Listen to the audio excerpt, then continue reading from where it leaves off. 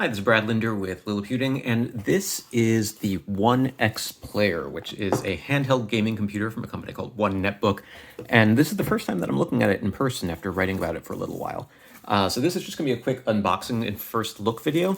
The idea is that it is shaped sort of like a Nintendo Switch. It's got a screen in the middle, gaming controllers on the sides, but it's a full-fledged Windows computer with an Intel Tiger Lake processor. It's a little large for a handheld device, but I think that should mean that the screen is going to be pretty comfortable and easy to use. You'll notice I'll walk you around the sides and everything a little bit, but I just noticed the pogo pins down here. It is designed to work with an optional keyboard because it is a full-fledged Windows computer. This is a pre-release prototype that was sent to me for testing purposes, so it's possible that some things could be a little bit different on the version that ships, but we've got a USB power adapter here, 5-volt 3-amp, USB-C cable, and that is pretty much it for what's in the box. So let's take a look at the hardware, and then I'll see if it can power up. So it's got an 8.4-inch 2560 by 1600 pixel display. It's a touchscreen display with 10-point multi-touch support, 358 pixels per inch. Under the hood, it has an Intel Core i7 1185 G7 processor with Intel Iris Xe integrated graphics. It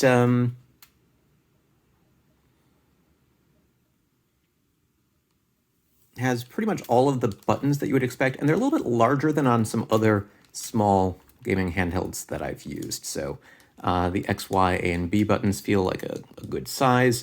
They're maybe a little closer together than on some other controllers, but overall seems relatively comfortable. We've got two analog sticks here, a D-pad, and some extra function buttons that I'll take a look at the instructions momentarily and see what they do.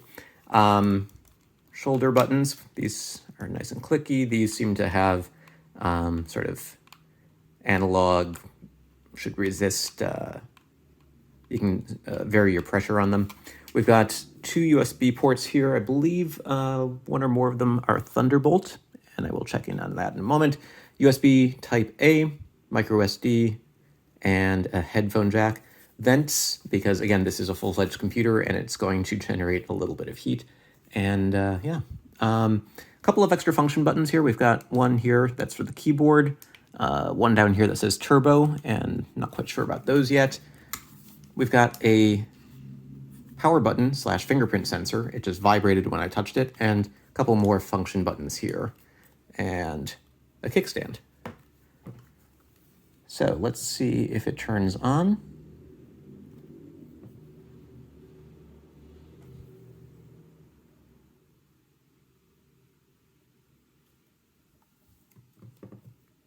There we go.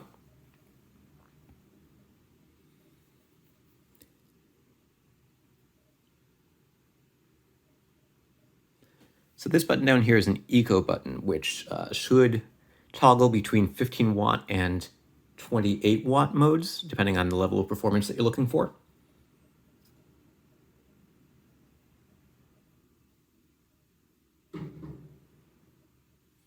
This looks like it should be back and home buttons and a start button.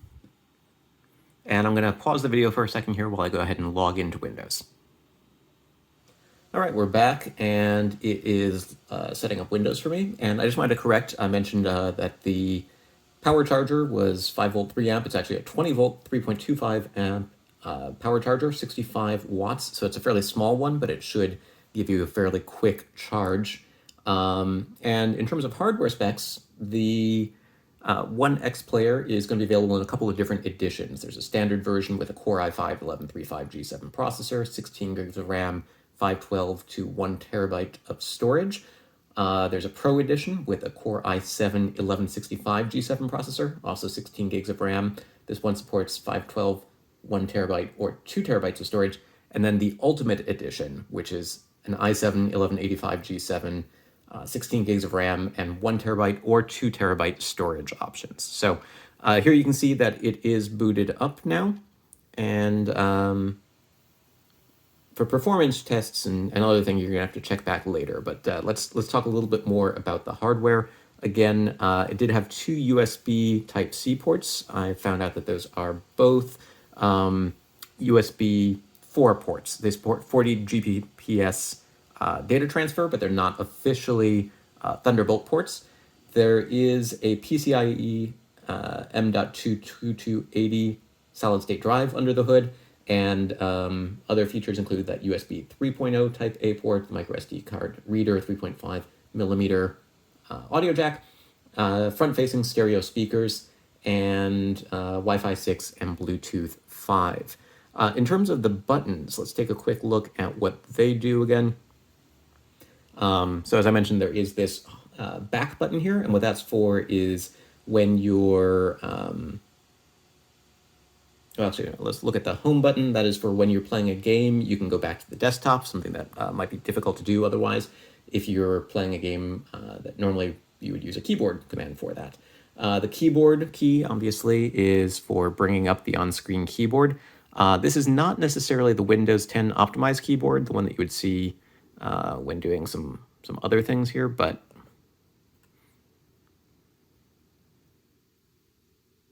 yeah, I guess it's going to vary on when the Windows 10 keyboard comes up. There is optional pen support, I believe. The demo unit that I received doesn't have a pen, though. You can do double functions here, so I can do keyboard plus home at the same time to open up the task manager. There's this eco button, should change your system settings. So it says turbo, and if it's not activated, then I think it's in eco mode. And what else we got? Volume keys are on the back of the device. So I think that's your volume down, volume up. And then on the other side is mute. So let's see if that works. Yep, mute. Volume up and down. And as I mentioned, there's that fingerprint reader on the back there as well. So that's your basic functionality. Here are those front-facing speakers. I don't have any games or anything installed on here right now, but let's just do a quick... Let's see if we can get... a little web browsing.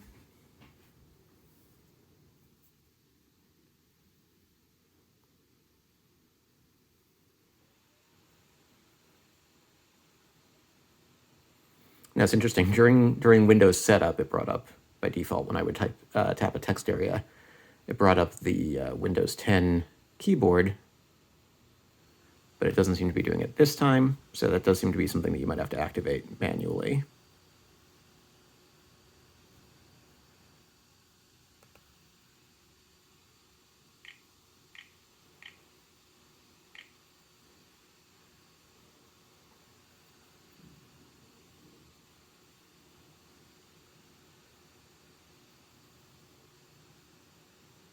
Interesting.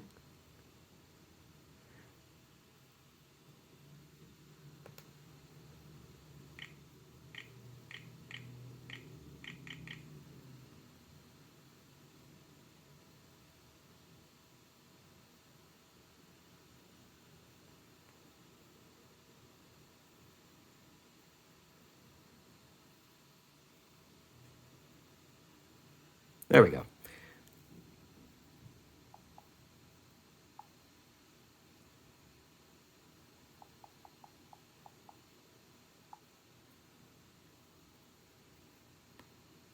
All right, well, that's super fast and responsive.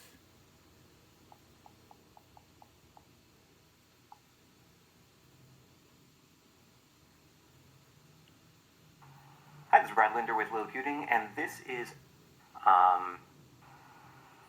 All right, so video playback works just fine. Web browsing, not a problem.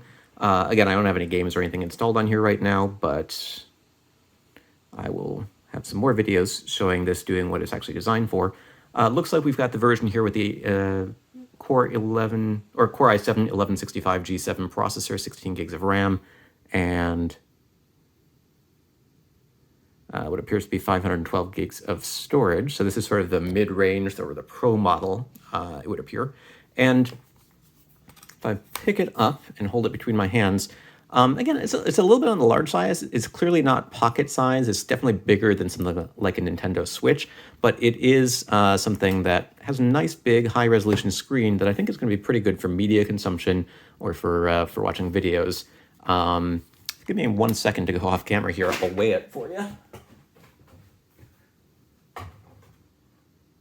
It weighs about 1 pound and 13 ounces, so it's a little bit less than 2 pounds.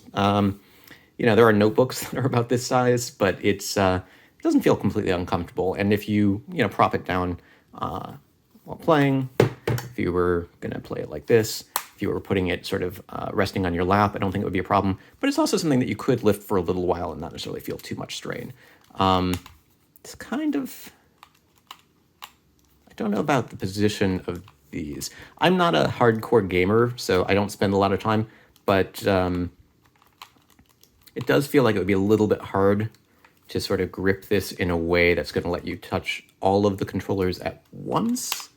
I don't know if that's necessarily going to be true, so I'll be curious to see how it handles on a couple of different games. But it is a general purpose computer that has enough horsepower, I think, to handle many recent games with a Core i7-1165 processor with Iris Xe graphics with 96 execution units. It should do reasonably well. You might need to go lower graphic settings for some games. In terms of build, it's definitely seems to have a plastic case. I'm not sure what's under the hood. We've got vents for intake and for outtake up here. It's not getting particularly warm right now, but we'll see how it holds up under extended use. And I'll be curious to see in terms of performance for gaming, performance for other things, even though it's really designed as a gaming first device, and battery life, obviously. Don't have the detachable keyboard, but it is something that you could use on the go for typing.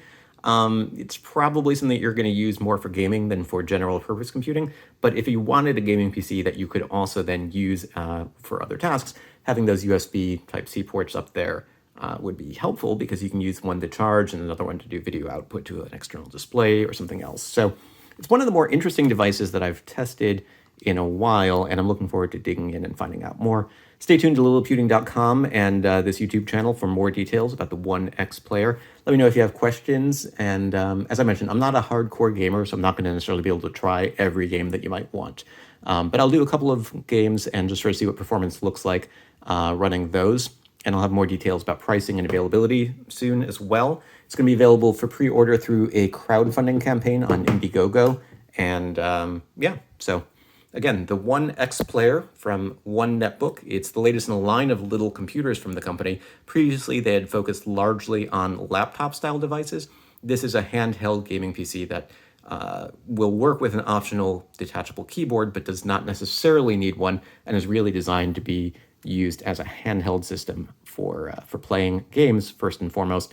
But it is a fully functional Windows computer that you could install Steam, Epic Game Store, Humble, Good Old Games, whatever you want on here. Also be curious to see how it performs with Linux, so that's something I'll probably give a try as well.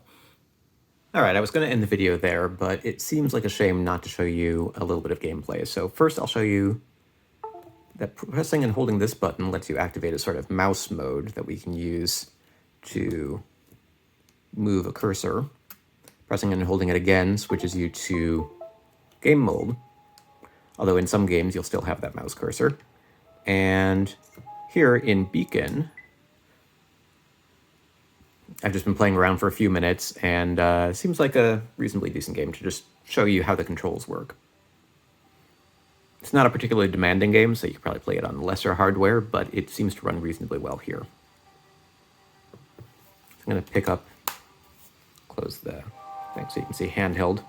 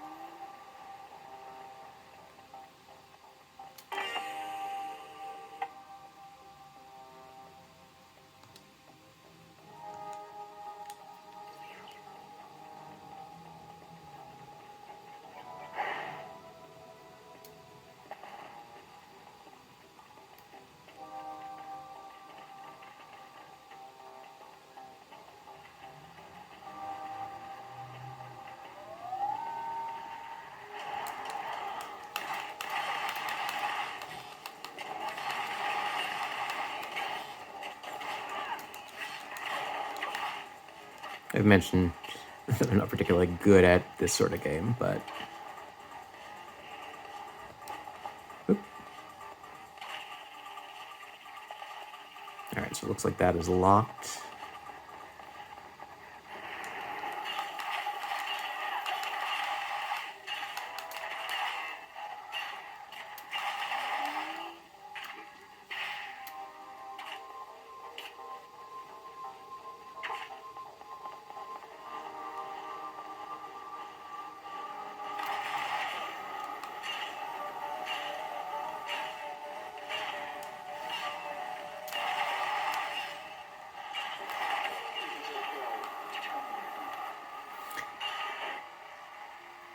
All right, well, that was fun.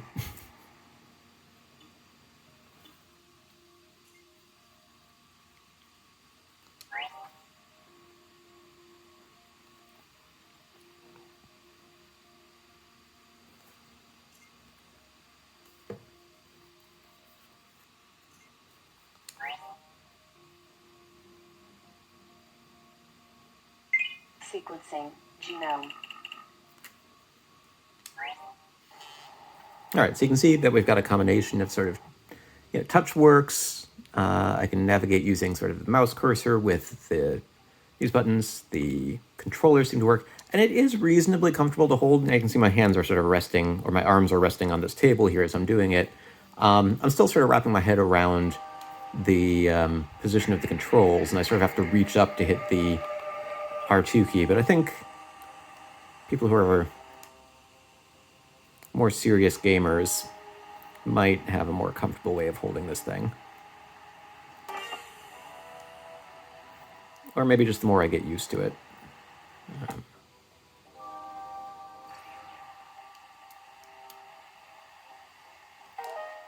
I see. I guess I can only hold so many things at once.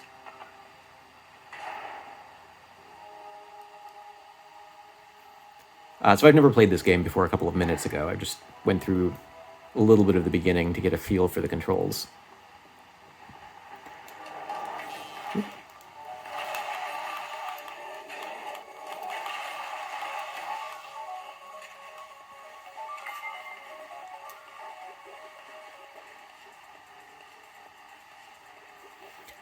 I really do think that the size of the screen is pretty great. I can see everything pretty well.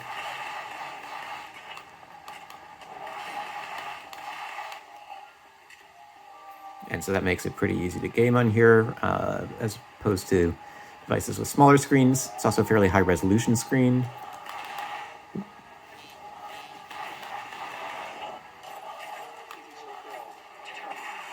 So I just need to learn how to play and how to fire a little bit better, clearly. And then, as I mentioned previously, we've got these buttons on the side here that can actually do things like exit the game. So you don't necessarily need to bring up a keyboard in order to do that. So return to desktop mode from that button.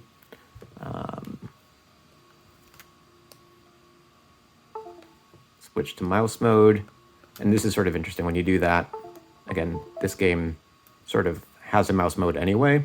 So the cursor style changes, but basically that's the only difference that you'll see there.